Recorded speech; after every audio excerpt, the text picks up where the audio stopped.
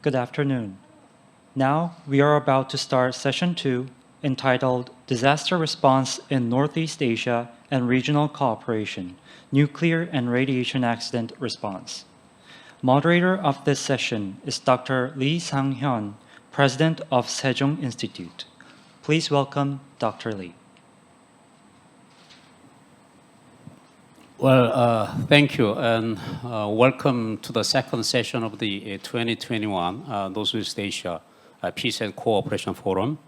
I'm Sang-hyun Lee, President of the Sejong Institute, and also I'm President of the Korean Nuclear Policy Society. Well, as was introduced in this session, we will address a disaster response in Northeast Asia and regional cooperation. Particularly, our concern is how can we avoid nuclear and radiation accident response and what is the best way to cope with unexpected accidents if it happens in Northeast Asia? Well, as we see, particularly after Fukushima Daiichi accident, we all understand that what we need urgently is some sort of a concerted effort mechanism in Northeast Asia, which we lack currently, to deal with such unexpected accidents and dangerous nuclear radiation. So that's the issue we will discuss in this session. And for this session, we invited 4 excellent panelists. Let me introduce them briefly.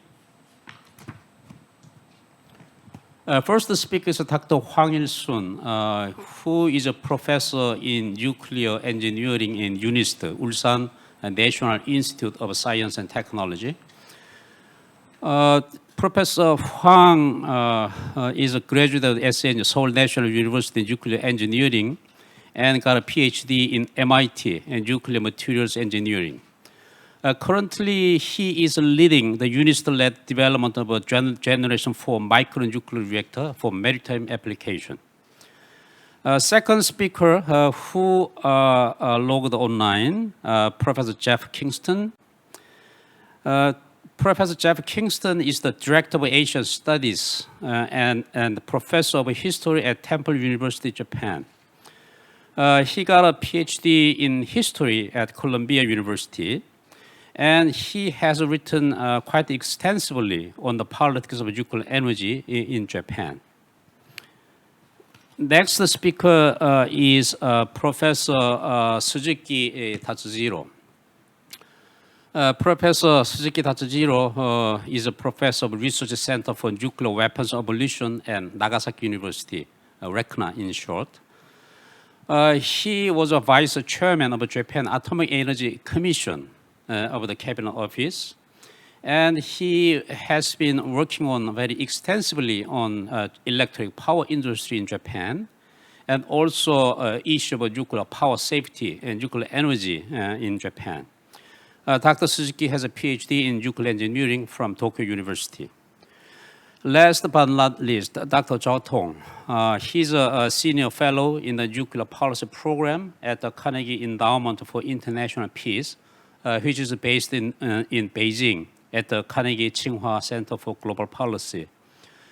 Dr. Zhao Tong has worked extensively on strategic security issues, nuclear weapons policy, deterrence, arms control, and non-proliferation.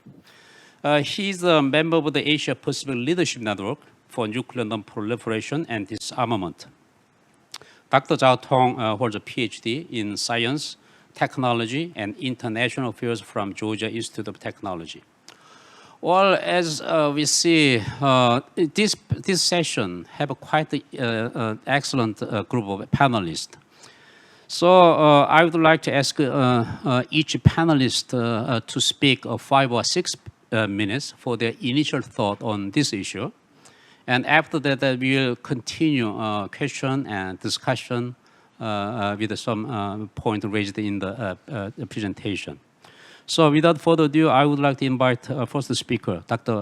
Hwang Il-sun. Thank you, Dr. Lee. Thank you for inviting me to this very, very significant panel. Northeast Asia region are consisted of countries which are growing fast and have high population density with scarcity in natural energy resource and high industrial activity in a more or less isolated electricity grid. And renewable energy has been expanded at the high effort, turn out to be costly and also not secure enough. As a consequence, it's expected nuclear power will steadily grow. And if everything goes well without disaster, this part of the world may be operating up to 500 nuclear power plants, which may be the center, actually hotspot of nuclear power of the whole world.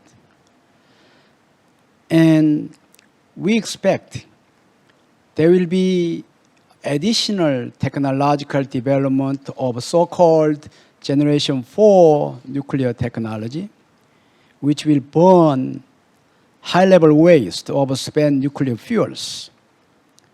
So by the end of this century, it is conceivable that this region might have both water-cooled reactor and waste-burning Generation 4 reactors, half and half.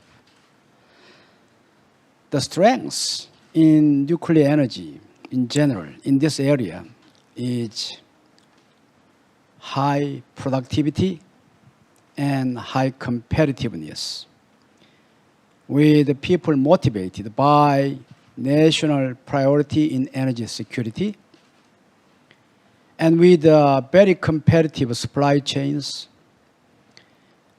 So we expect if we don't have any disaster, this part will become very good the center of demonstrating nuclear power as sustainable energy options.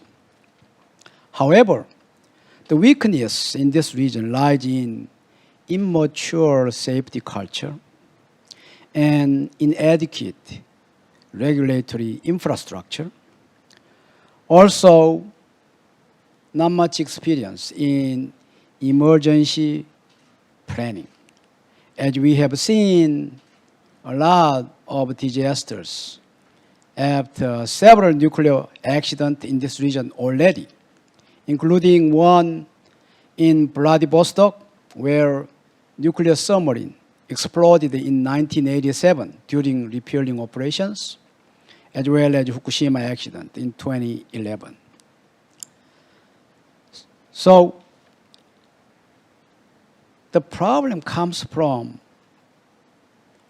the culture, and the whole society is deep-rooted in authoritative organizational structures, which also makes a lot of reorganizations too fast with a high risk of losing corporate memory, which present huge risk to the safety of a nuclear system, which is complex in design, requiring very, very stringent criteria. On this ground, some very well-known specialists in this region gave a public alert. Some said there will be another Chernobyl-like or Fukushima-like accident by 2030 in this region. However, society do not respond seriously. If that happens, then the nuclear power whole fleet will be derailed, and we may have a huge risk both in economy and even national security. Thank you. Well, thank you very much, Professor Huang. Very thoughtful and succinct initial thought. Well, I would like to invite the second speaker, Professor Jeff Kingston.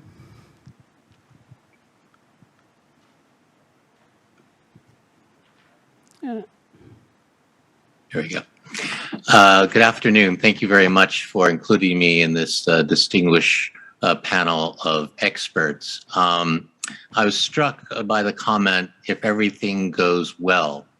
Fukushima is a reminder that everything doesn't go well.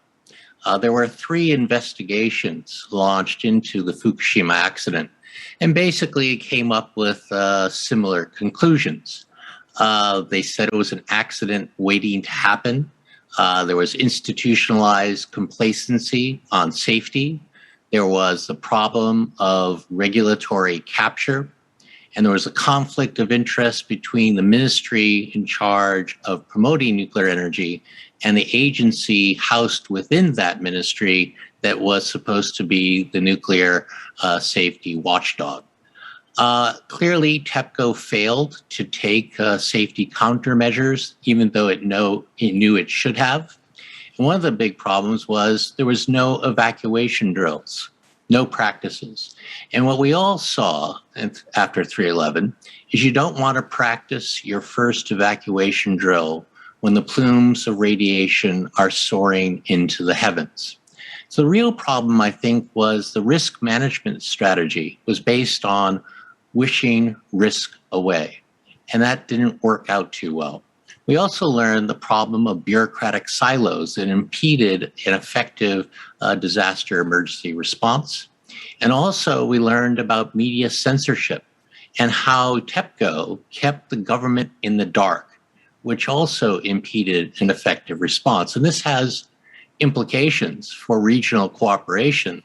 To what extent do utilities divulge what's going on? To what extent is there press freedom to report on these problems? You know, in Japan at the time, we learned more by watching the BBC and CNN about what was happening here than from watching local TV stations. So that is one of the lessons that we learned from Fukushima. Have those lessons been learned? By and large, no. After 2011, the new nuclear safety watchdog agency said that renewal of operating licenses for reactors over 40 years old would be a rare exception. They have approved since then every single application for renewal of the operating license of older reactors. We also have learned that TEPCO has filed false data in its application for a restart, and there have been security lapses at its plants. There are stricter guidelines for nuclear safety, but the NRA has been rather lax in accommodating lapses. Evacuation zones have been expanded to 30-kilometer radius around the plants. The problem is that trying to come up with an effective evacuation plan is complicated by the fact that these 30-kilometer evacuation zones extend over the hosting town's borders into neighboring towns and sometimes into neighboring prefectures. So how can you put together an effective plan without adequate resources, without adequate planning, and without autonomous independent assessment of the viability of these plans? And no local stakeholders or civil society organizations are involved. And so there are real questions. This is sort of the last ditch effort. If there is an accident, you want to be able to evacuate people to safety. And so far, there are no signs of this happening in Japan. I'd be very interested to learn what they're doing in other countries. We see that the bureaucratic silo problem continues in Japan with the pandemic response here. I'd be interested to learn how other countries overcome the problem of these bureaucratic silos. Thirdly, I'd like to emphasize the trust deficit. Now we have announcements about the release of the treated water at Fukushima, and they're building apparently an underground tunnel to discharge this water. There doesn't seem to have been a lot of consultation, a lot of transparency, a lot of local stakeholders haven't had buy-in on this plan. And if they do build an underground tunnel, how far out will it extend? And will that effectively be a trans-border dumping of water, and what protocols that would invoke? So yes, the IAEA will be involved, but will this overcome local skepticism? So clearly, the prospect that there might be a nuclear accident should be a strong basis for regional cooperation. I think there are a lot of question marks of whether that will actually happen. I think the real problem is continued lack of transparency and accountability. And I think that really the countries need to learn best practices from each other. I think civil society must be more involved in the process. And clearly joint emergency drills are in order. But a lot of this depends on real-time sharing of information. And what happened last time around is not encouraging, and hopefully we can overcome that culture of cover-up. Thank you very much. Well, thank you, Professor Jeff Kingston, for your thoughtful presentation. Well, I would like to invite the next speaker, Professor Suzuki Tatsujiro. Thank you. Thank you very much for this opportunity. Let me start with my experiences, sharing my experiences and the lessons learned from the Fukushima accident. 5 major lessons. The first one is think unthinkable, which is very difficult for engineers to plan on the base specific assumptions. But as Professor Kingston said, everything doesn't go well. And then what's going to happen if something unexpected happens? That's the first lesson. The second is, as already also Professor Kingston mentioned, independent regulator. I would say also independent checkup function for policy or assessment also. Independent regulator is very important. We need independent organizations to check the government and utilities activities, not just the safety. The third one is the risk assessment, incorporating non-technical factors such as environmental, economic, social, even the legal or ethical aspects of the impact of the accident. As an engineer, we tend to think the risk assessment in a technical way, but the lesson learned from Fukushima, that's not good enough. We have to consider all sorts of impacts from the accident. Then the risk could be much higher than the engineering risk assessment. The fourth one is trust, also Professor Kingston mentioned. Lack of trust is the most significant impact of the accident, and we have not recovered yet. I think this goes 2 ways. One is the government decision-making process. The other is information given to the public. As I said, we need an independent, reliable information source, particularly technical sense, the trustworthy, not the anti or pro-nuclear, but it's independent organizations to provide reliable technical information. That will probably enhance the public trust. Finally, the subject of this forum, which is international cooperation. International cooperation was essential during the accident management and the post-accident decommissioning of the Fukushima reactors, and also for the future ensuring nuclear safety and security. So international cooperation is essential. I just echo Professor Kingston's advice that we probably need to have a real-time information scheme, which we could probably get the information if you want to, because many information is already available on the public, but it's very difficult to share the real-time information. During the accident time, it was difficult, even within the country, even within the TEPCO and the government. So I think how to set up the real-time information sharing scheme, even during the regular operation, and particularly in the accident management. Thank you very much. I will end my talk here. Well, thank you, Professor Suzuki. You raised many important points and lessons from the Fukushima accident. I would like to, the last but not least, Professor Zhao Tong, for your initial thought. Well, thank you so much. In the Chinese case, in recent years, there has been greater attention paid to the issue of nuclear safety and emergency response. The government has published a white paper on nuclear emergency response in 2016, another white paper in 2019 on nuclear safety, and also nuclear safety law entering into force in 2018. Of course, the challenge is how to ensure the implementation of these regulations and laws. As international observers have pointed out that traditionally there is this authoritative culture in China. And in recent years, in the Chinese system, the power, the decision-making authority is further centralized in the government. There is thorough management of media. So under the circumstances, the challenge that China faces is can China's nuclear safety regulation agency really be independent?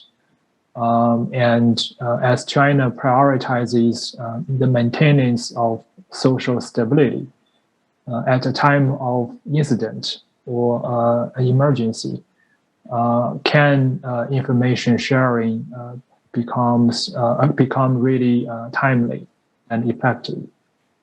We know that according to a Chinese prominent nuclear expert and academician, He Zuoxiu, who said that in previous environmental impact evaluations of some inland nuclear reactors, nuclear plants, there were fraudulent behaviors involved.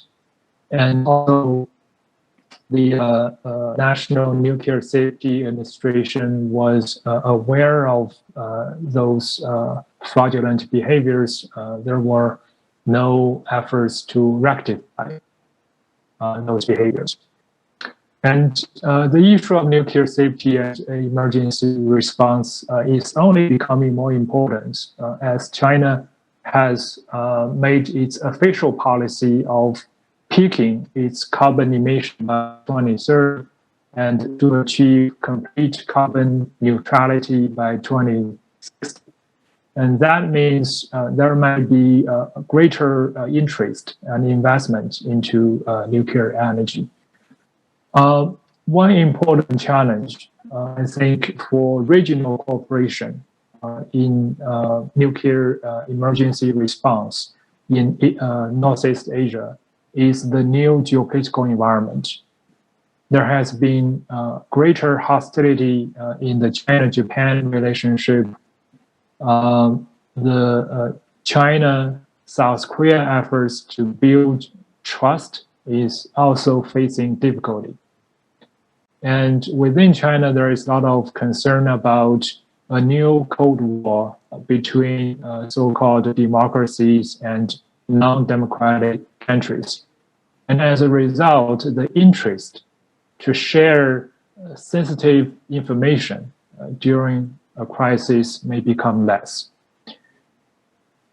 And on the other hand, the interest to actually protect national image and to avoid international criticism might grow.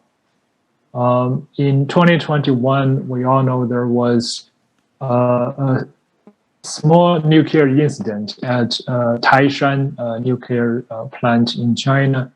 The incident was firstly revealed by the French operators at the plant, but the initial report was denied by the Chinese government. It appears that international pressure might have played a role in the eventual acknowledgement of the field damage by the Chinese government and the government ultimately shut down the reactor.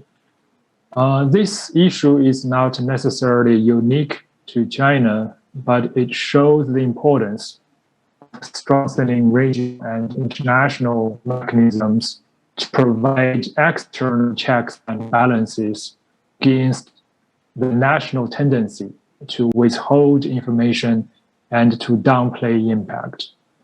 And the current information sharing among regional countries is still limited, and the room for further improvement is huge. According to the Chinese white paper of nuclear emergency response, when there is a Chinese nuclear incident, it appears that China feels only responsible to share information with IAEA and those countries with which China has explicit bilateral or multilateral nuclear emergency cooperation agreements.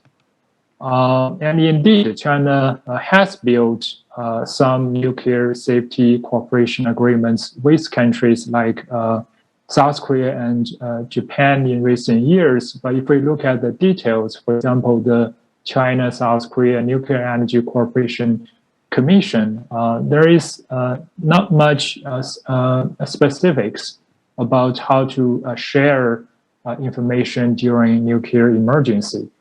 There was some early efforts to build Japan, China, South Korea bilateral nuclear incident early notification framework, but it was mostly about setting up special email accounts and exchanging phone numbers. There is a lack of common standard for information sharing. I have a few other points about potential measures for improving the situation, but given the time limit, I would like to stop here and look forward to questions and discussions. Thank you. Well, thank you very much, Professor Zhao Tong. We have listened for a very excellent presentation, initial presentation about the topic of this session. Probably all of us watching this broadcast will understand what are some of the most important issues related with this disaster management in Northeast Asia. I wrote down some of the themes that emerged from for presentation, like for example, we have a immature safety culture in Northeast Asia.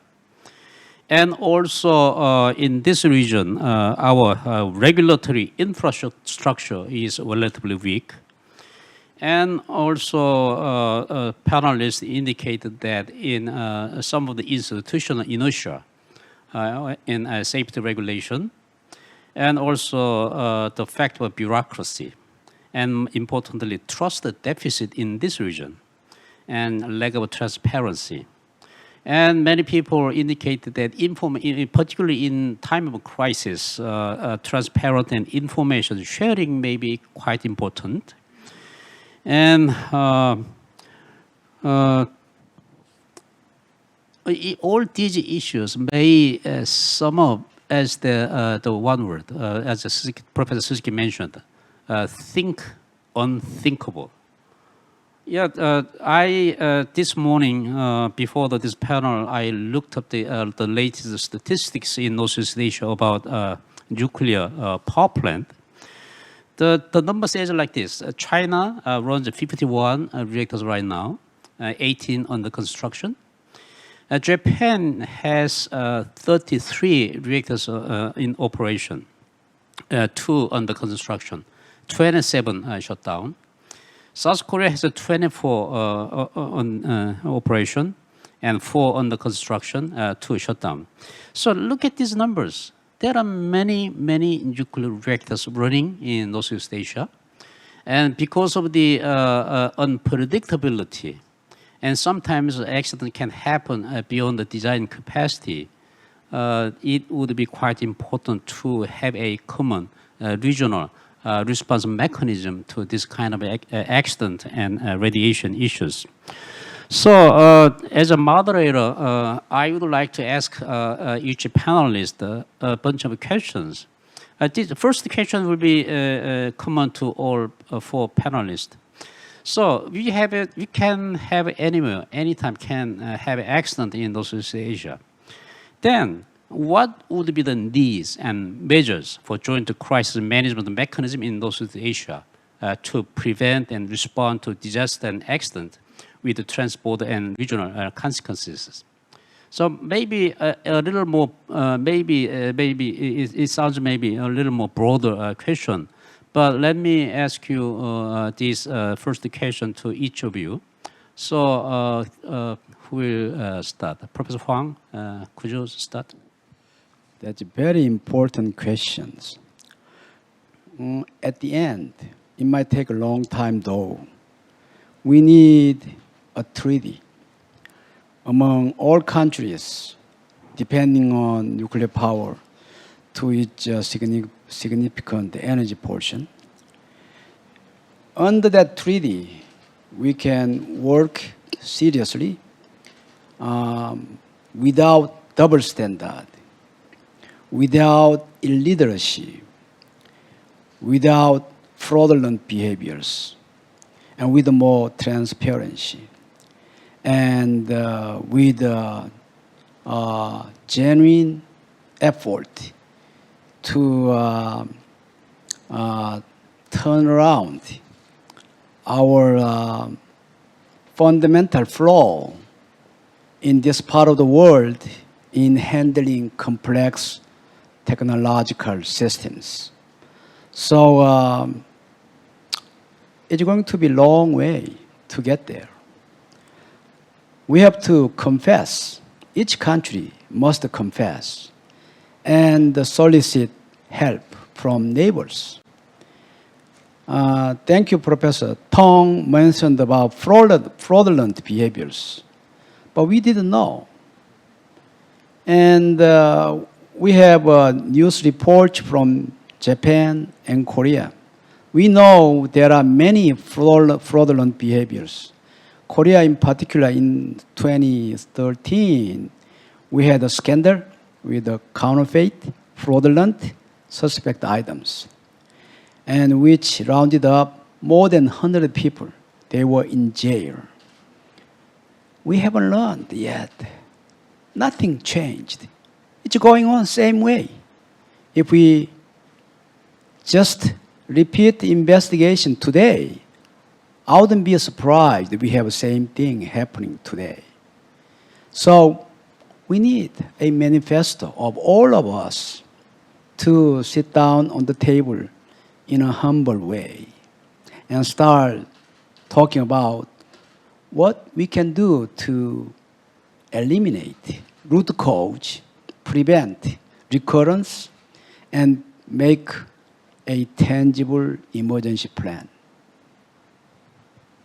Well, thank you, Professor Huang. Professor Jeff Kingston, what's your response to the first question?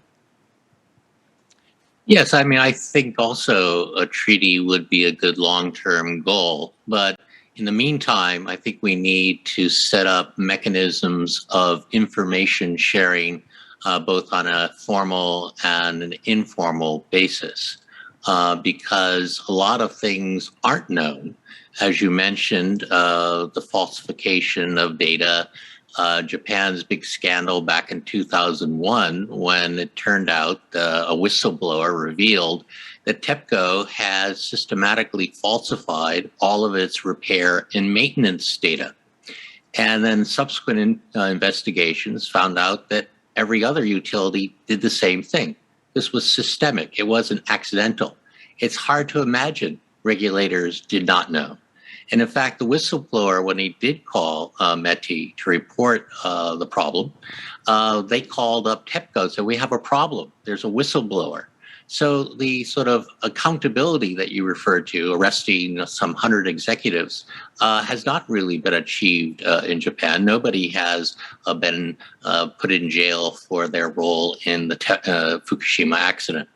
So I want to stress the need for transparency, for information sharing, for mechanisms of sharing information at an informal level and a formal level. And hopefully that will overcome some of the distrust, because I think Professor Tong, hit the nail on the head when he said, well, when it comes to sensitive information, the lack of trust between nations in the region is going to impede the free flow of information, and that is going to undermine any effective disaster response. Well, it's getting interest. Professor Huang raised the issue of Asia-Pacific Emergency Response Treaty. But at the same time, Professor Jeff Kingston indicated the importance of information sharing in transparent way. So I think about those two issues, treaty and transparency in information sharing, I think there's quite two important issues. Okay, Professor Suzuki, what's your response? Yes, I agree with both speakers that the information sharing, some kind of information sharing scheme is necessary. But the existing nuclear safety convention, INFSAC 449, clearly said that is the duty, responsibility of the country who made an accident to share the information immediately. And but that's in reality, it's difficult to implement. So it's just making a treaty itself is not enough. Actually, like Professor Kingston said, we have to come up with a implementation scheme. I think it's possible to have a regional one instead of global one. During the accident, what happened was that, according to this nuclear safety convention, the country who had an accident had a duty to report to the IAEA. And so that's what Japan did, but it's all in Japanese during the chaotic situations, only in Japanese. So IAEA Japanese officials had to translate Japanese into English. So it was a time delay. And then the South Korean Chinese government received the information from IAEA. So even if we are close, that was not went through from IAEA. That was a problem. So if we will have a regional scheme to immediately share the information written in English or understandable language, otherwise it will be very difficult. And at that time, TEPCO had a real-time TV connection between the Fukushima and the Tokyo headquarters, but that hotline was not shared by the government official until 3 or 4 days later. So that was a difficult problem for the government. They receive only fax. It is very difficult to read handwritten numbers.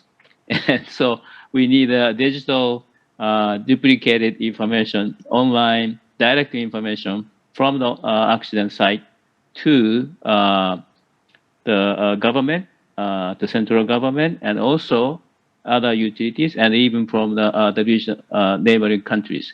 It has to be implementable, and it's just a legally binding scheme. We need technical measures to make sure that is workable. Thank you. Well, thank you. It's quite interesting. Even though we all understand that information sharing may be important in the time of crisis, but somehow Professor Suzuki indicated that actual implementation may be much more important than just the existence of a treaty or information sharing mechanism. Okay, Professor Zhao Tong, what do you think? Well, thank you. I think the regional countries can work towards establishing common standards, and we know they have the trilateral top regulators meeting. I think those existing mechanisms can be strengthened by looking into this issue of setting up common standards. And common standards can cover information sharing and also emergency preparedness and emergency response. On the information sharing part, other experts have discussed the importance of not having to go through IAEA. There may be a need for a minimum requirement on what to be shared during a crisis. Also, it's important to ensure that, particularly during periods of political difficulties, the information on nuclear incidents would still be timely and comprehensive. If there is a nuclear incident, there might be the need to have some hotline in addition to operational level information sharing among the nuclear safety regulatory agencies. Because in some countries, the decision-making system is very centralized. You need to have the top politicians to talk to each other quickly to authorize detailed and effective information sharing. So that high-level hotline would also be quite necessary. In terms of emergency preparation and response in the case of China, China actually has organized various emergency response drills and exercises and field trainings at different levels, at a municipality level, provincial level, and even state level. It would be really useful, I think, as a measure of building confidence and as a measure to work towards building common standards for countries that have these national exercises and drills to open them up to regional observers, experts, so they can understand better about each other's emergency preparation. So that can be a useful measure to consider. Well, I'll stop here. Thank you. Well, thank you very much. All panelists indicated that we have a very urgent needs and measures for joint crisis management mechanism in Northeast Asia in case of nuclear accident and radiation issue. So we touched upon the issue of the treaty, kind of a formal treaty among nations in this region. And also, we have a thought on the importance of information sharing or transparency in case of a crisis. But it was also indicated not just the information sharing system, but its actual implementation may be important. And also, as a part of that, why don't we have a hotline among top political leaders? So I think that's a quite interesting and very comprehensive suggestion to prevent, to take a step to prevent disasters, accidents in this region. Well, having said that, but always accidents can happen. Particularly, as I gave you some numbers of the reactors in this region, considering the fact that Northeast Asia is a region with a high nuclear reactor and population density, then how can we actually start building some sort of mechanism to collectively respond to this issue?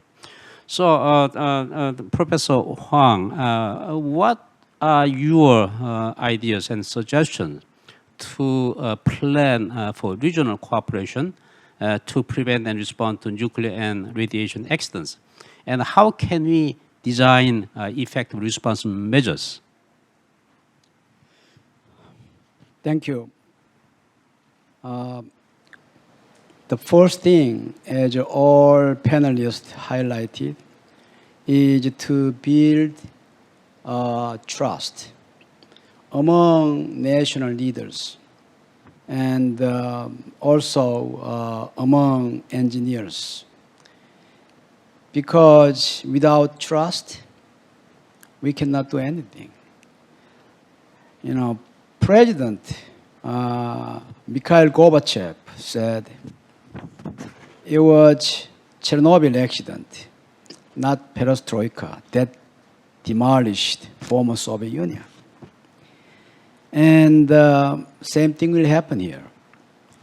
So they will quickly realize. And also, if we master safety management, emergency preparedness, and have everything going well, we have a huge market, blue ocean. Whole world energy supply will be completely changed in next 30 years. Nuclear power will be indispensable element. All three countries with a good supply chain and manpower, intellectual properties, everything. One thing is missing, the safety capability.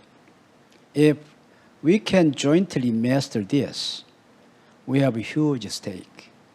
So based on this ground, we should convince our national leaders to just delegate the power.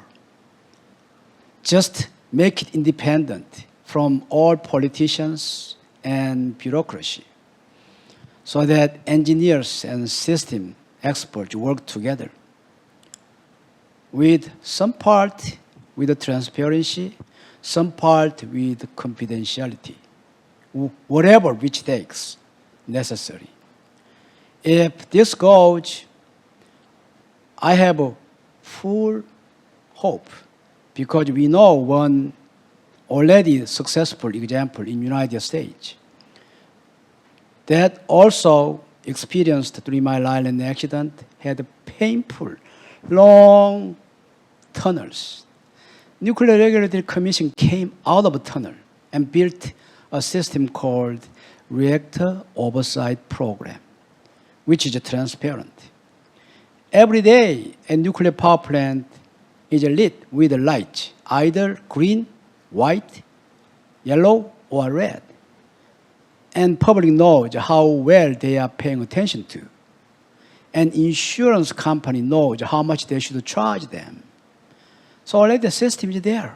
We just need to learn by working together, working hard. Well, thank you.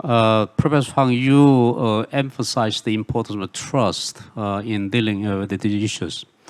But sometimes the influence from politics or bureaucracy can be an obstacle in building trust.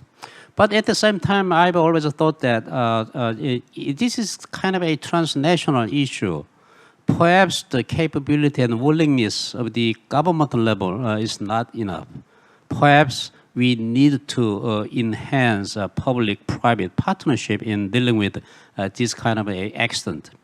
So either Professor Kingston or Professor Suzuki, what do you think will be appropriate steps to enhance public-private partnership or track 1.5 collaborations in this issue? Professor Kingston? Yeah, I guess I wanted to get back to the issue about, the myth of safety, that things will go wrong. We have to think the unthinkable. And we do need to build trust. And I think key to that is the suggestion of Dr. Yao is to open up, for international observation, disaster response drills. And I think this could be one confidence-building measure to overcome the distrust in the region. And so if all the countries would do the same thing, they can learn a lot more from each other. Another possibility might be joint military drills to respond to an emergency situation. All of the militaries would have capabilities in that area.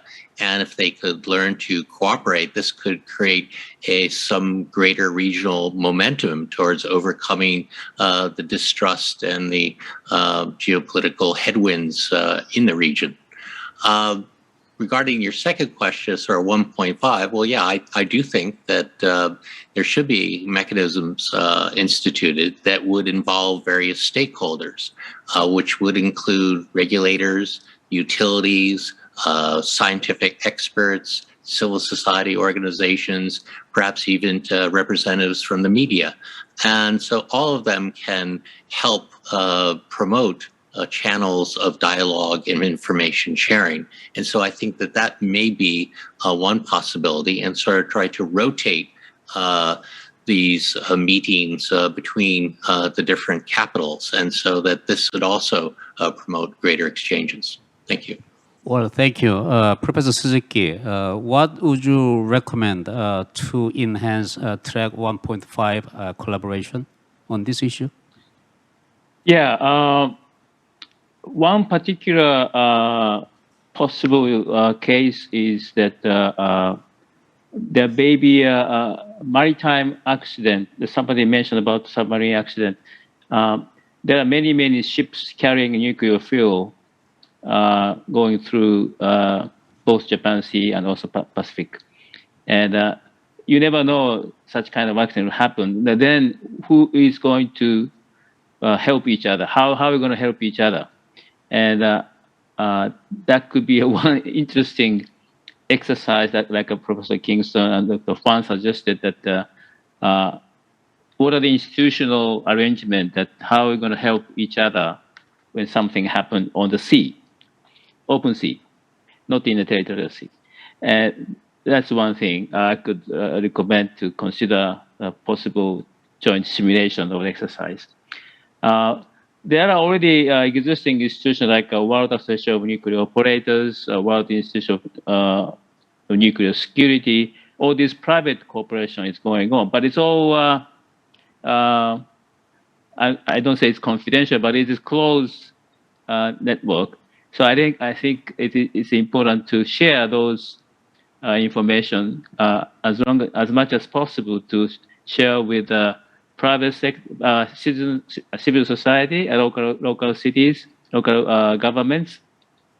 I would recommend that, like Professor Kingston suggested, to have a kind of summit involving local governments who are hosting nuclear facilities among the regions, to meet with the regulators, utilities, operators, and to discuss the experiences of the past cases, and also how to deal with the evacuations.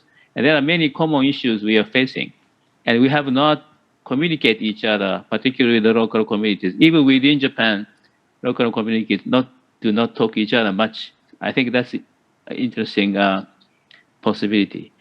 Finally, kind of we do right now, it's academic societies, not only nuclear energy society, but also mechanical engineering, environmental society. All the academic experts maybe can get together to discuss the possible consequence of nuclear accident in the region, how to respond. And this is not just the nuclear engineers, but I think this is go beyond the nuclear community. And we don't have such kind of scheme to discuss the possible impact of nuclear accident in terms of broader impact of the accident. So those are the three particular suggestions. Thank you. Well, thank you for interesting suggestion. Well, in my personal experience in Korea, South Korea's previous government, the Park Geun-hye administration, had a similar initiative in this way. It was called a NAPCI, NAPCI, those is the Peace and Cooperation Initiative. As a part of that initiative, myself worked very hard to enhance public-private partnership in either Japan, China, and Southeast Asia, even Mongolia. But actually, it turned out the progress was quite slow, and sometimes it was disappointing. So, Professor Zhao Tong, what do you think is the obstacle to this kind of a public-private partnership, and what's the way to overcome these difficulties? What do you think? I think a main challenge is how government wants the private sectors to play a role. In the case of China, I think the reason that there is lack of private sector contribution to public debates about nuclear safety and emergency response is that there is concern at the government level that private sectors, they are potential troublemakers, and they're drawing attention to nuclear safety and incidents issues could cause instability in the society and cause troubles for legitimate nuclear energy projects to proceed. I think there's some point behind the government hesitation. Indeed, in some cases, among the general public, there are exaggerated concerns about legitimate nuclear energy projects. But I think this is where exactly the private sectors, including independent nuclear experts and experts from nuclear industries, can play a role to provide better public education, so that to mitigate misunderstandings about nuclear energy. And if the government is no longer that worried about public misperception on nuclear energy projects, then the government may give the private sector players greater room to contribute to public debate. And the government certainly also needs to understand the value of checks and balances provided by independent players and the general public. I think there is also an important issue, which is to prevent the politicization of nuclear safety incidents in the region. In the case of Japan's discharge of contaminated water from Fukushima, that issue has been, I think, very much politicized in many neighboring countries.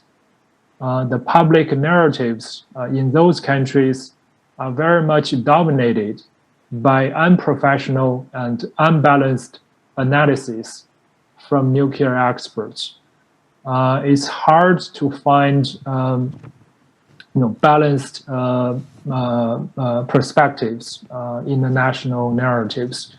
And those unprofessional comments and analyses could mislead not only the general public, but even official perceptions and official perspectives. And that will then make regional cooperation in joint emergency response less likely to take place. So I think nuclear experts from all these countries in the region need to reach a basic common understanding, which is they all share a responsibility to protect all the people living in the region. Their role is not to cater to nationalistic sentiments in their own societies. They actually have a broader responsibility to human safety. So I think there is room for the nuclear experts in all these countries to reach some basic common understandings on their social responsibility. I'll stop here. Well, thank you, Professor Zhao Tong. You also raised a very important issue, the politicization of the nuclear issue. And it sounds to me you are talking about unprofessional professionals dominating the field. So I think there's quite not a good syndrome in policy perspective. So in that sense, I would say probably a private sector is an important source of expertise in working with the government level. So even though government manages a regulatory aspect of the nuclear industry, but at the same time, eventually the expertise and capacity of the private sector I think that's a quite important part playing in this issue. Well, we have touched upon many important and interesting issues in common response mechanism in nuclear accident and disaster, and particularly in the time of crisis. And so let us take one step further. What are some of the issues? For example, we have a cyber sabotage issue and climate change, nuclear security, and even nuclear terrorism, etc. What are the issues that this region needs to work together urgently? What should we do as soon as possible? And is there any regional cooperative mechanism from other regions that we can refer to and apply in Northeast Asia? So I think this will be our last question, but I think it's quite important issue as well. So we'll start. Professor Suzuki, can you start? Thank you. I think one idea already mentioned is set up a regional nuclear hotline among the countries. And this will provide real-time information sharing scheme, and also hotline will provide leaders to prepare for the worst case, and this also improve the public trust. And regional hotline can be also helpful for possible emergency case like climate change or COVID-19 or any other existential threats that we are facing right now. So that I think regional hotline could be a one possible idea. And second one is that this is for regular activities, that we could set up a regional radiological monitoring center or something like that, that based on the successful experiences of the acid deposition monitoring network in Asia. This is more like non-governmental experts network, regularly monitoring radioactivity, particularly sea and air probably. And we do have already data in each country, but it is good to have a regional sharing scheme so that anytime anybody can go to that regional radiological monitoring center to look up the data. And that will help to avoid misunderstanding or misinformation, like Ton Chao was suggesting, and not politicization of the contamination of the water issues. And so that's my second possible proposal. And the regional safety standard, which is very difficult actually, trying to establish mandating the legal safety standard could be difficult, but the regulatory top regulatory meeting does not move into that direction. I think it's important to have at least the sharing the assumptions and the computer models, whatever they have in developing a safety standard, so that people should understand each other, how we're going to collaborate to improve to the better safety standard. I think mandating safety standard could be very difficult, but that's my possible recommendation. Thank you very much. Well, thank you, Professor Suzuki. You indicated the importance of a hotline. Also, you suggested some sort of a non-governmental experts mechanism or regional center, and also safety issues. I think that's a quite good, important issue. And Professor Zhao Tong, can you share? Could you share your thought with us? Yeah, sure. Thank you. I think the issue of climate change may be one area for regional cooperation. I think, living in China, in Beijing, we have received much more precipitation this year than any other previous years. So climate change is clearly affecting this region, and I think will also affect the computer models that nuclear experts use to conduct weather forecasting. And that is important for predicting, in a nuclear incident, where the contamination, the radiological contamination will spread. That's a key aspect for preparing emergency response.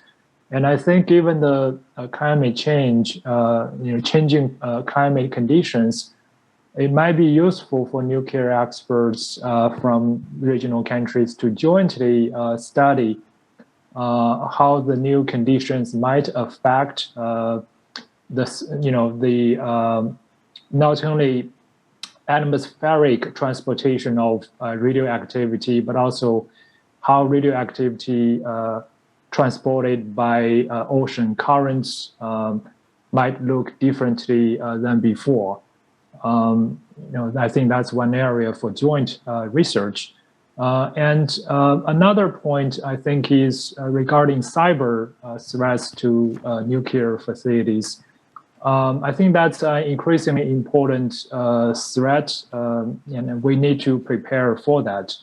As a potential confidence building measure, I think experts from regional countries could consider conducting a joint study to examine the technical feasibility of reaching an agreement about non-interference, including cyber interference of each other's nuclear energy facilities. I think if we can have some politically binding agreement to renounce the use of cyber instruments to interfere with each other's nuclear energy facilities, that could help build some political trust.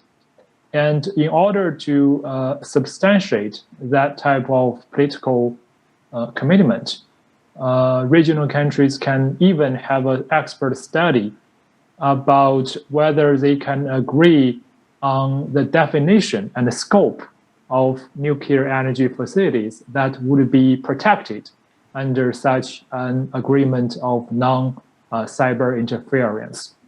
It has, it was a relatively sensitive issue to talk about, which facilities should be protected and which should be left out. But I think, given the growing threat from cyber activities, this may be one substantive confidence-building measure that regional countries can start organizing expert meetings over. Thank you. Well, thank you, Dr. Tong. You also raised the two important points. One is the climate change, and also increasing cyber safety issue. Well, it is my understanding that particularly during the pandemic era, in all aspects of cyber space, activities, both legal and illegal, are increasing. So sooner or later, we may find a case that one of our nuclear reactors may be sabotaged from cyber attack. And I think that's another issue that government in this region should pay attention to. And Professor Kingston, what's your reaction? Well, I think both gentlemen have raised very important options, and I think that these are very promising. I think in particular, climate change is something that there's a general perception is urgent, and so there is the basis for cooperation. But there is still that temptation to politicize issues between these countries, and it's hard for nationalists to resist that temptation in many different cases. And so the divisions over history and over territory continue to divide and undermine the basis for cooperation. I mean, even the pandemic, that was intensely politicized. This is something that you would think would lay the foundation for regional cooperation, non-traditional threat to security. But from the get-go, it was very heavily politicized, even now with competitive vaccine diplomacy. So certain issues, I think, lend themselves to politicization more than others. I would think climate change is seen to be something that we all need to address. So I think that that's probably an area that's more promising. Cybersecurity, I would like to think that governments would commit themselves to non-interference, but I wonder. Anyway, I'll leave it there. Okay, thank you very much. Professor Huang, what do you think is the most urgent thing that we have to address? And also, is there any other regional cooperative mechanism that we can learn some lessons for Northeast Asia? Yes, cybersecurity issue, physical security issue are really urgent problems. As we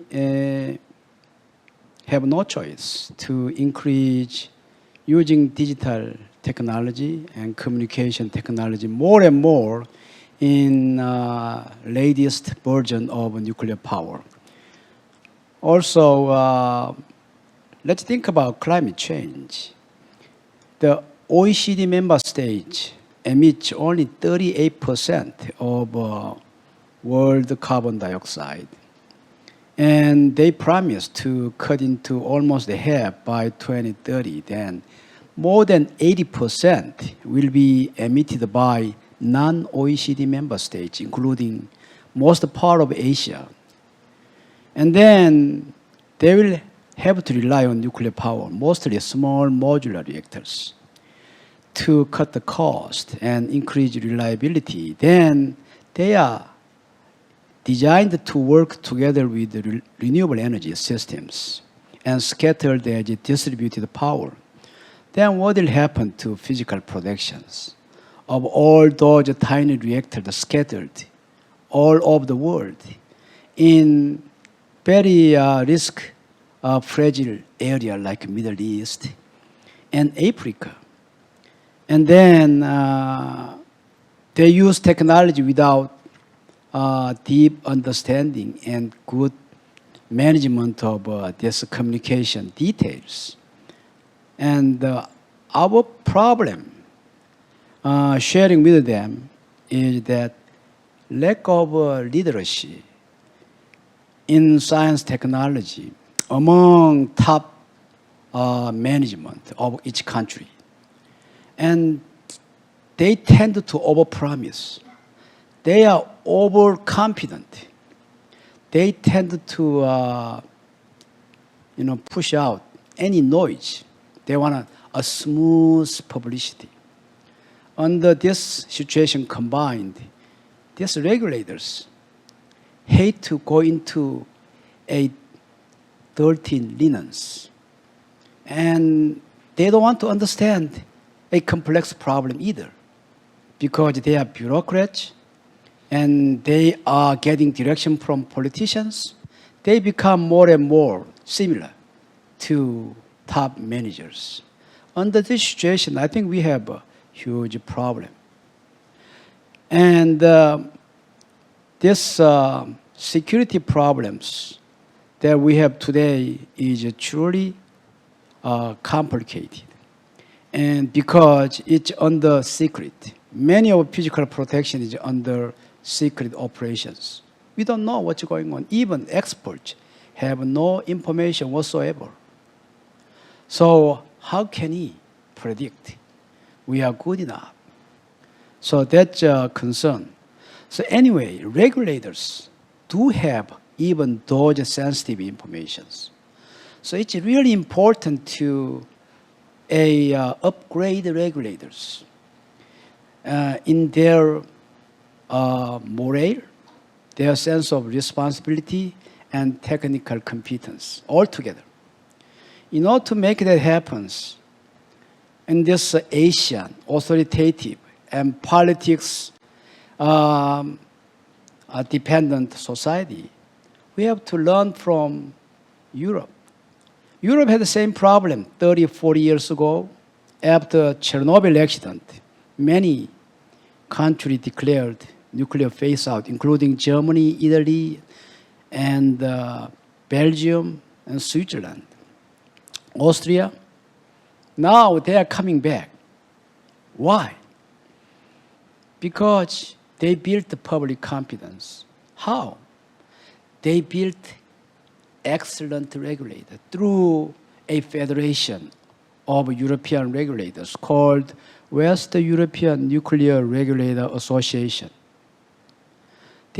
They share information confidentiality, even sensitive one. And then they learn a lot of experience, and they know how to identify root cause, how to stop repeating those stupid accidents, and how to make a real-world emergency planning. And then they communicate with the public based on those concrete framework. Then public catches immediately. If we don't have such a concrete foundation, no matter how much money, how much time you spend, we will fail for sure. I had a hard time in doing so. I'm sure we will fail. I can tell 100% confidence. We should learn from European success. Thank you. Well, thank you, Professor Huang. You cited the West European Nuclear Regulators Association. And I fully agree that in Northeast Asia, we also need such a mechanism to collectively handle regulatory issues in dealing with the nuclear industry and businesses. And because, Professor Huang, what do you think the possibility or prospect to have such a mechanism in Northeast Asia? Do you think it will be successful in the near future? I think there are a lot of ways to make a step-by-step approach. I think the first step is to build the trust. We have common stake. We have a good stake. We have a promising options. I think we should build such a consensus, confidence among private experts first. And then we may document a white paper together with the available information by analyzing the wealth of information already we have. As I mentioned about Vladivostok submarine explosion, not to mention about Fukushima. Well, we have a Tokai Mura in 1999 accident, and we have Tianjin explosion in 2015. We have a Kaohsiung gas pipe explosion in 2014. We have a wealth of disasters, just without paying any attention to politicians, any attention to national leaders' agendas. We should work together and document into white papers and show them our vision and our strategy, our goal, based on all those hard work. Thank you. Well, thank you. While we were discussing these important issues, there are several questions raised from online, people from those who are watching our YouTube streaming. Let me introduce some of them, and I would like to ask you your response. First question from Kevin Tangonen. What would be the risk management strategies if any nuclear disaster like Fukushima occurred in North Korea? It's an interesting question. What forms of international cooperation would take place? Maybe Professor Zhao or Professor Suzuki, do you have any thought on this question? What would happen if nuclear disaster happens in North Korea? How can we internationally engage in such case? Professor Suzuki. Well, I think first of all, it's basically the country who had an accident is responsible unless DPRK is willing to cooperate with us. It's very difficult for international community to help them, and of course, depending on the wind directions or whatever, the affected area will cover South Korea and Japan, maybe even possibly China. And so all our neighboring countries should try to get the information as much as possible. And I think that's why I think it's important to establish a hotline, including DPRK, regional hotline, to get the immediate information sharing scheme, also with the top dialogue on the regular basis. And otherwise, unless DPRK is willing to cooperate with us, it's very, very difficult. Well, I agree with your opinion that even though international community desire to help North Korean disaster, but it's up to North Korea whether or not accept that kind of a offer of assistance. So, Professor Zhao Tong, do you have any idea? How can we respond to? Yeah, I fully agree with Professor Suzuki. I would just briefly add that we were discussing the importance of applying the model of Western European Peer Operators Association to East Asia, and I wonder, as a very bold idea, would it be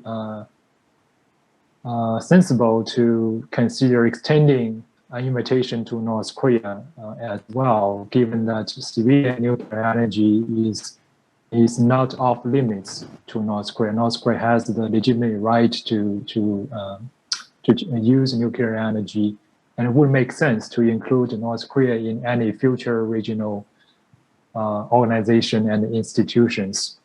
And I think if we cannot get North Korea cooperation in the near term, other regional countries like South Korea, Japan, China can still conduct joint research, including joint simulations about potential North Korean nuclear incident. We know where North Korea's nuclear facilities are, and we probably have a rather good sense of which facilities present the highest safety risks. And we might, presume a potential North Korean nuclear incident, and then have experts conduct modeling and simulations to understand how a North Korean incident might affect safety and public health and environmental integrity in neighboring countries. And with that understanding, I think regional countries would benefit from being able to prepare in advance. And they can also discuss potential coordination in case of a future North Korean nuclear incident. I think that type of joint research can take place in the near-term future. And we know the big powers, U.S., for example, is still trying to jumpstart nuclear negotiations with North Korea.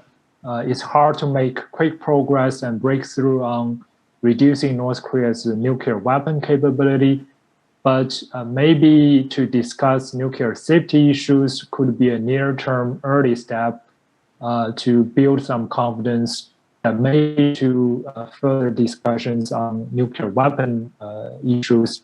And we know North Korea has started various nuclear activities.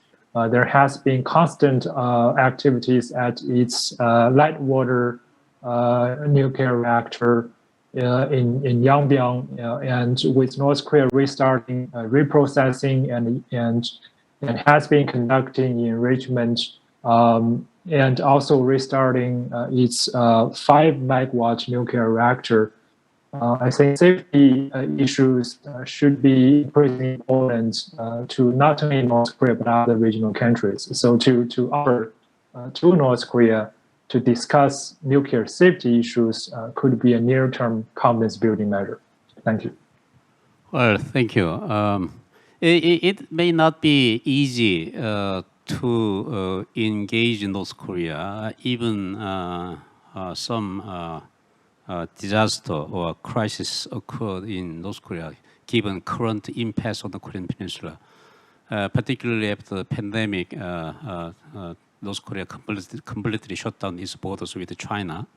And also, we don't have any dialogue currently between either US DPRK or between South and North Korea as well. So probably, I think that's kind of a challenge that Northeast Asian nations, including South Korea, China, Japan, collaboratively work together to for a joint research in response to some kind of a accident in North Korean case. Well, thank you very much for your thought. And second question from Cherry. Well, in disaster response, bureaucracy can be a more problematic than constructing information sharing system. What and how Japanese government did, and what kind of a change government pursued after Fukushima accident? Suzuki-san, can you answer this question? Yes, I think the government established crisis management center not just for nuclear accident, but also many crisis management issues could happen from climate change or natural disaster. So the government set up a crisis management center within the cabinet office, and they are supposed to coordinate the interagency activities. And in theory, that might work, but again, as I said, implementation is different. So I think Professor Kingston suggested, the drill is very important.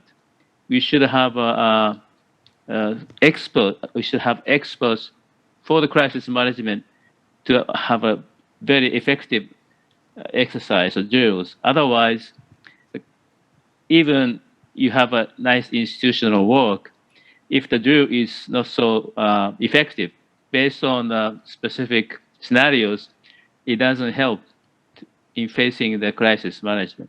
So I will recommend that we need experts of crisis management team to have a regular drill exercise to test the effectiveness of the institutions, whatever you have an institution in your country. That's my suggestion. Well, thank you. Another question from Lucky. In South Korea, the trend is that the proportion of nuclear energy or nuclear reactors is decreasing.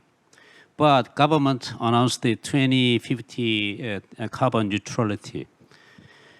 How South Korean government should implement this policy initiative? And how can we view the relationship between renewable energy and nuclear reactors? So this question, maybe Professor Huang, can you answer? Thank you.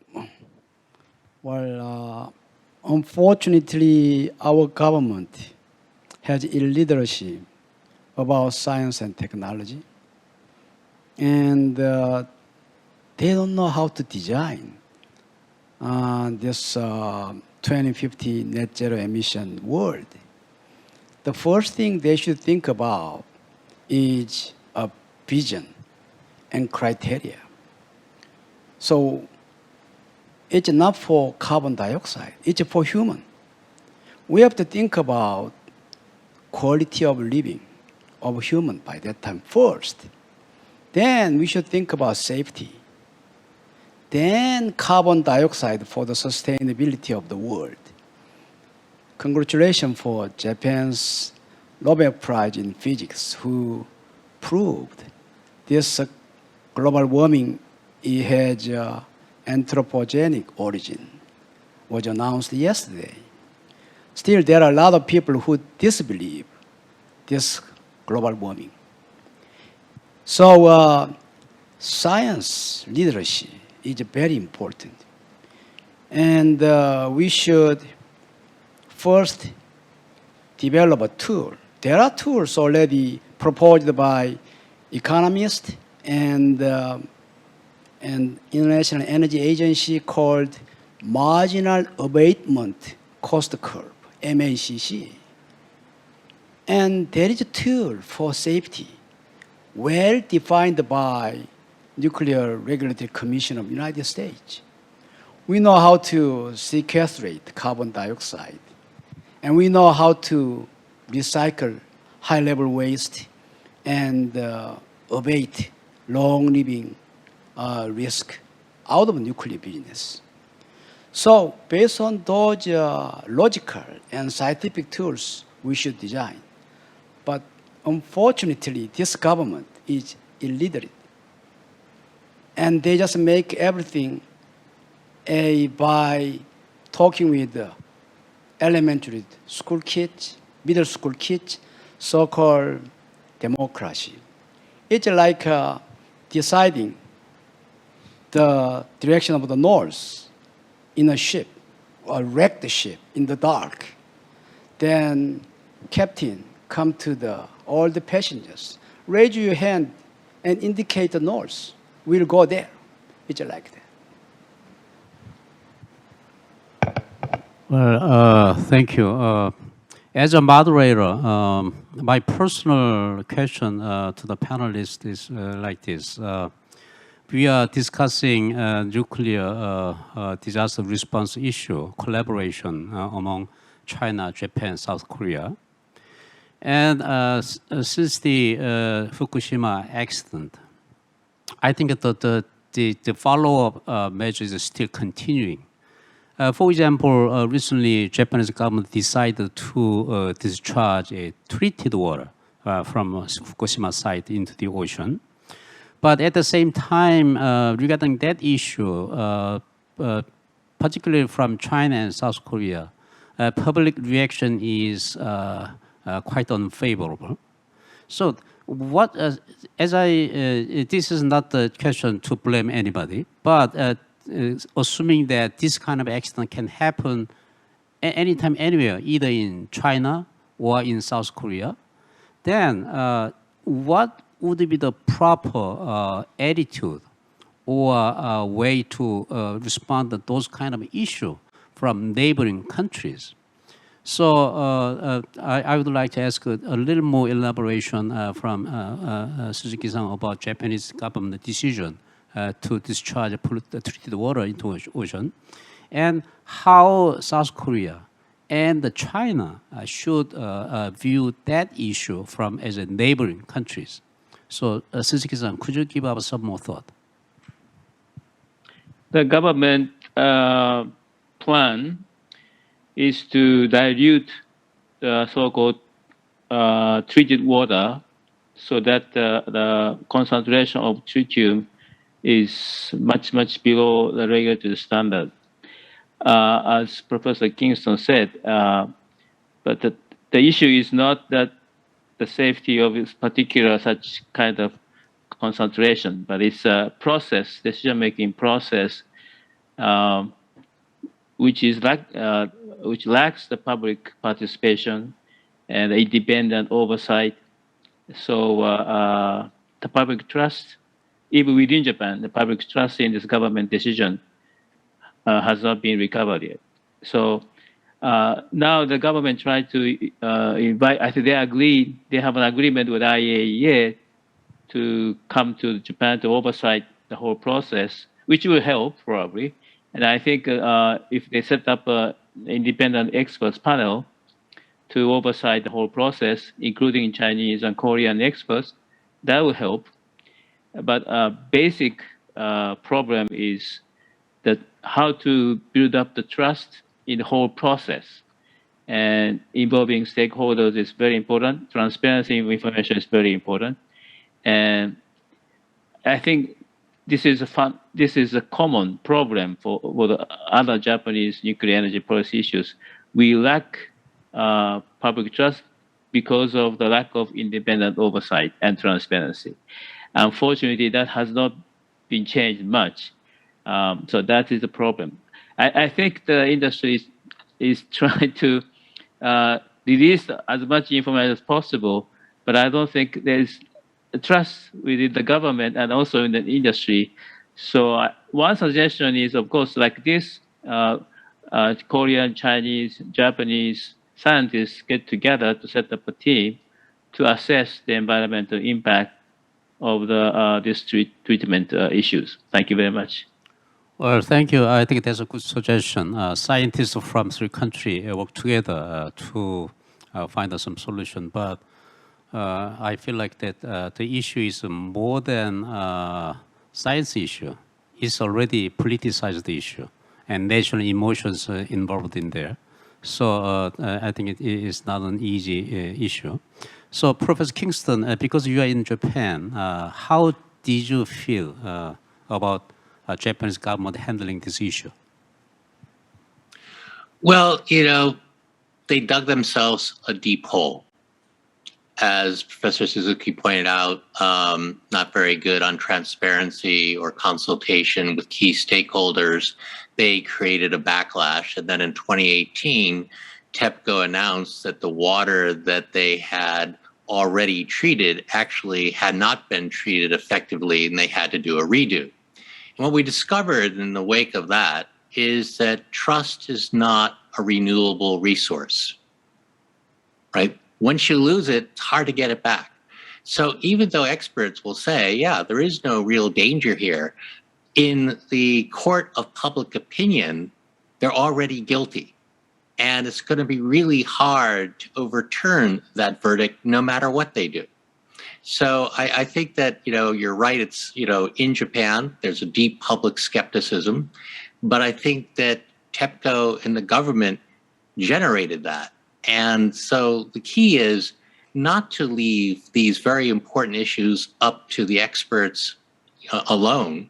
They can circle their wagons and they all can agree what they know about something, but they need to socialize this information. They need to get the word out. They need to try to build trust. And so that's why I think you need to involve civil society, media, other stakeholders, the fishermen there, the farmers.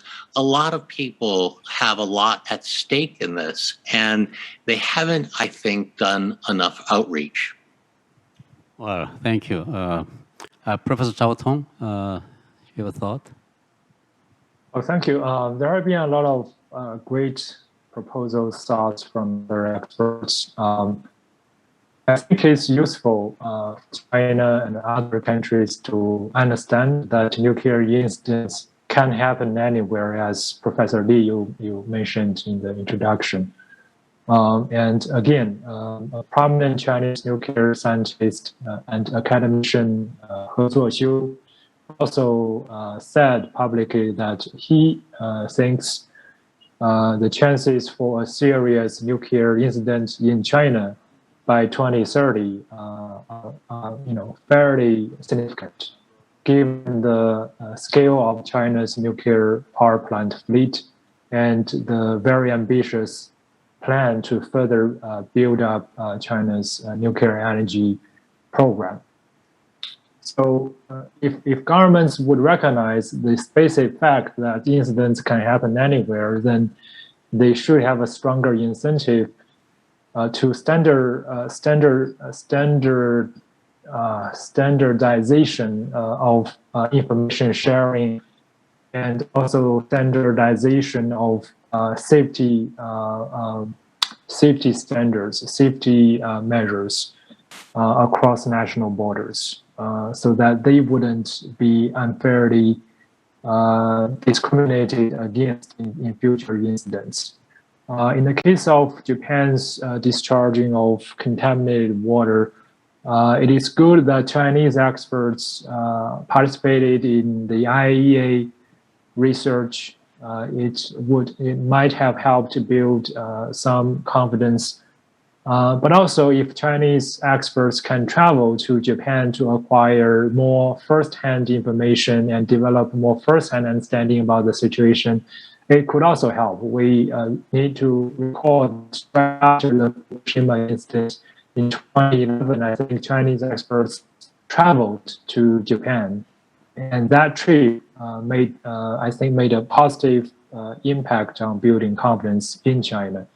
The idea of having independent experts conduct joint research is also useful. We cannot rely fully on government-affiliated experts because at the end of the day, the government is always more affected by geopolitics. We need independent experts research, especially joint independent experts research to provide alternative perspectives.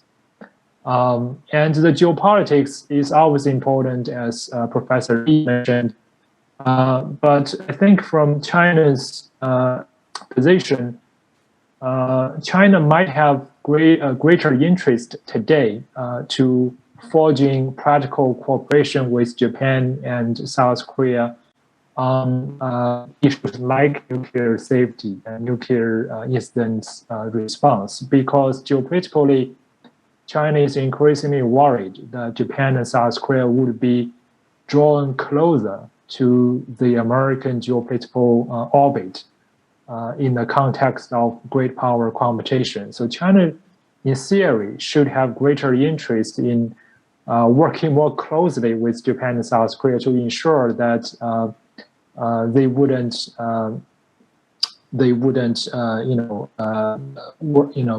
be drawn too close to the U.S. orbit.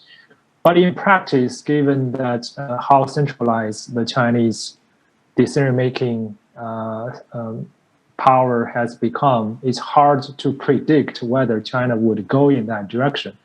I think it is in China's interest to do so. Well, thank you. Because the time is almost up, I would like to ask each panelist for their final thought, very briefly, within 1 minute. Professor Huang, do you have any final thought? I'm very, very impressed and pleased by attending this panel because I got a light of hope because we can communicate completely and thoroughly. It is a quite different experience from my interaction with our safety authority and my experience with the nuclear industry. So we have hope. We can start as soon as possible so we can contribute something before a disaster can really happen. Thank you. Well, thank you. Professor Kingston, your final thought. Well, I think more forums like this are very valuable. I was impressed by the questions we got from the audience. I thought as a moderator, you led the conversation well, and I learned a lot from my fellow panelists. So I think this is a step in the right direction. But in terms of realizing the type of cooperation we see in Europe, I mean, these mechanisms and inclinations and processes were built up over several decades. And the problem here is urgent need to build the networks and interactions that is taken for granted in Europe that still are in the beginning stages in Northeast Asia. So I think that's an urgent action agenda. Thank you. Well, thank you. Professor Suzuki.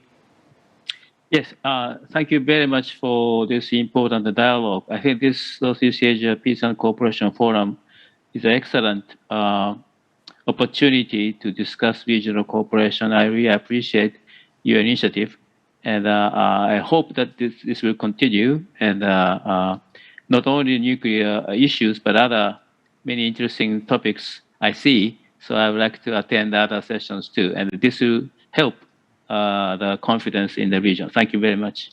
Thank you. Professor Zhao. I believe we shouldn't let the deteriorating regional geopolitics from preventing us to work together on addressing the vital issue of preparing for nuclear incidents and improving response. I applaud the efforts of IFANS and the Korean Foreign Ministry for organizing this discussion, which in itself is a useful measure for promoting mutual understanding and raising awareness. So thank you very much. Well, thank you very much. As a moderator, I really enjoyed this conversation, and I think even though we fully understand the scope and challenge of a collaborative responding mechanism in Northeast Asia, and we understand the issue, and we also share the need and urgency of some collaborative mechanism to respond disaster, particularly nuclear disaster in Northeast Asia. But as we diagnosed in this conversation, we also know the problem: trust, transparency, and implementation. So probably it'll take time, but let's not get too much disappointed. Slow, even though slow, but we still building upon our trust and our expertise, and particularly, most importantly, our hope. So I indeed hope that we can see in person next round of this forum. And I appreciate the MOFA and KNDA for organizing this wonderful forum. Thank you very much. Thank you, Dr. Lee, and thank you everyone for such a great debate. With this, we will wrap up the first day of the Northeast Asia Peace and Cooperation Forum 2021. I would like to express my deep gratitude to everyone who joined here us today. We will see you tomorrow at 10 a.m. Korean Standard Time. For day 2, an in-depth discussion on Northeast Asian economic cooperation, focusing on the developments of RCEP, and a special session in collaboration with the Ministry of Land, Infrastructure and Transport of the Republic of Korea on promoting human and material resource exchanges through East Asia Railway Network are ready. Once again, thank you for watching our live streaming, and we look forward to your participation tomorrow at 10 a.m. Thank you.